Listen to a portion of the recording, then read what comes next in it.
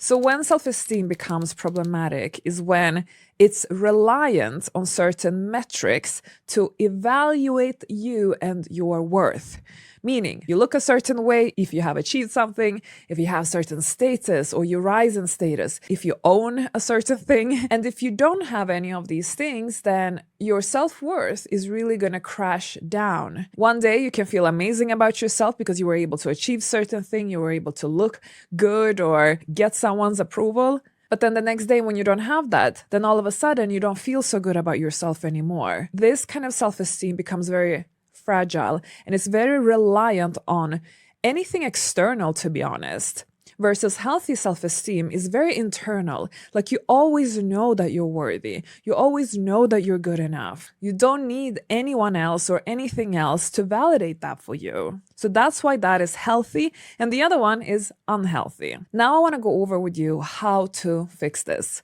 And please be aware that when we speak about inner work and improving our mindset, like this is a very big topic. This is not something that will just be done in an instant. Like you might need years to practice this. But I don't want that to discourage you because once you start putting this into practice, you're going to already see improvement. I also want to remind everybody that I'm not a therapist. I am just somebody who is in therapy and I'm here sharing my self-improvement journey, how I heal myself, but also how I level up in life. All right. So now I want to break it down for you in a step-by-step format, how I have been working through this issue with myself and how I believe it could potentially help you. So let's start with step number 1. First and foremost, educate yourself on healthy versus unhealthy self-esteem.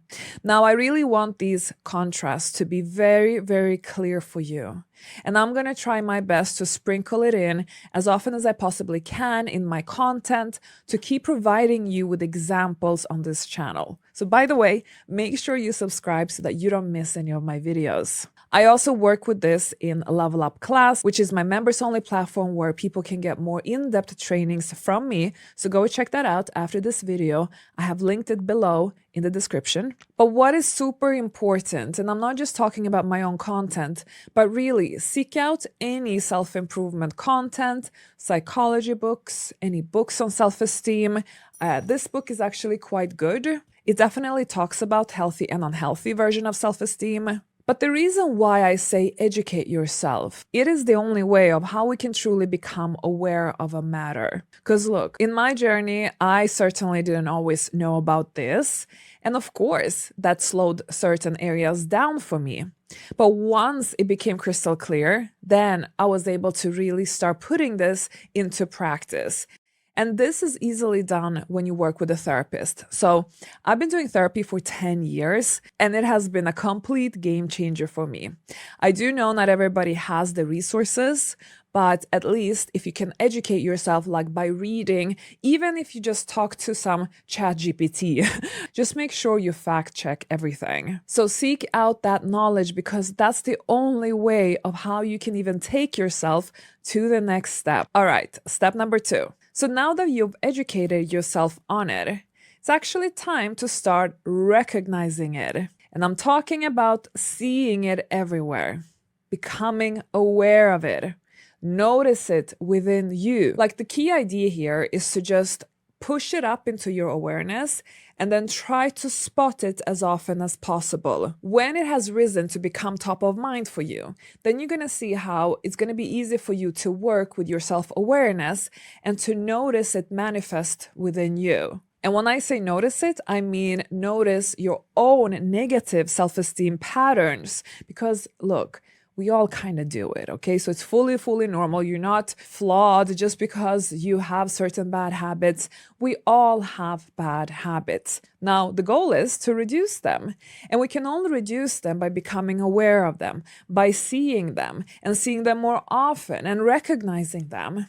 But we can only recognize if we know what they are, if we have educated ourselves, which is why point number 1 is so important. Because if it's not crystal clear for you how unhealthy self-esteem looks like or how healthy self-esteem looks like, then it's going to be very difficult for you to spot it within you and your behavior. So please don't skip these 2 steps. Step number 3, This one is big, and this is going to take time and practice. So please don't think you're going to nail it immediately.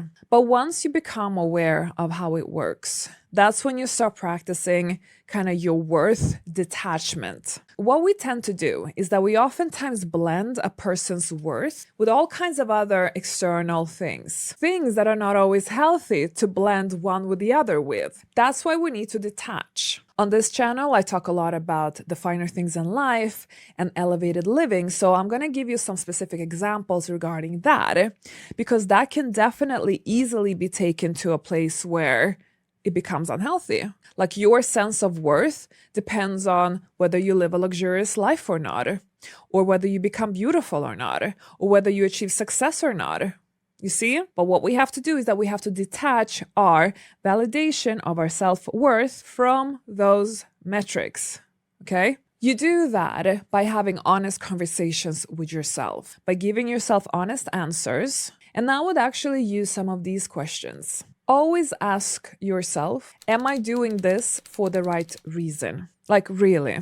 I want you to always ask yourself, does my self-worth change with these things? Does my self-worth change without these things? Okay, let me give you an example. If you don't have a Hermes bag or Chanel bag, would you then feel less than other people? Especially if you are in a room full of women who have these bags, but you're the only one who doesn't have a bag like that. Would you feel less than them? And if the answer is yes, then that is a sign of contingent self-esteem. However, if you're like, you know what? I love wearing my Chanel bag or my Hermes bag, but I can equally so wear a cheap Zara bag and feel equally confident. Or I don't feel less if I, enter this room with a Zara bag. Now that is healthy self-esteem. Please be aware that this is going to require a lot of practice and awareness. It's going to be slightly easier actually if you try to journal this.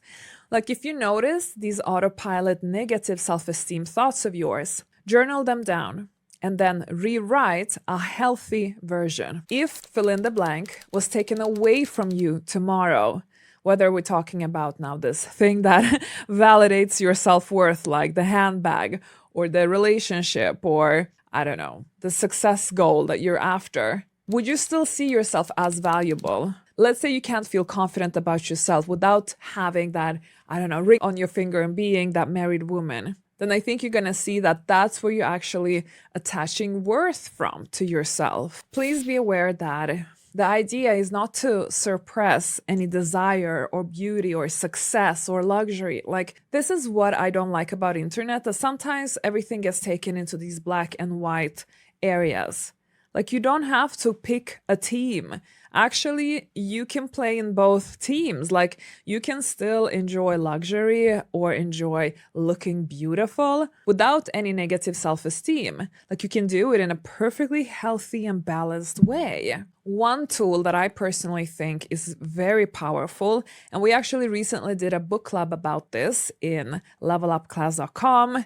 It is this book, Self-Compassion by Kristin Neff. When we read this book in our book club, we were all so shocked by how much value that provides to our level up journey, especially for the mindset, because actually you need to use self-compassion if you want to cultivate healthy self-esteem. And you're going to find it easier to discover your negative self-esteem patterns when you're not acting compassionate. Having said this, I hope you enjoy this kind of conversation. I will be sprinkling them more on this channel, so make sure you subscribe and then watch my next video. If you haven't watched the previous one, then watch that one, but you can also watch this one. I will see you there.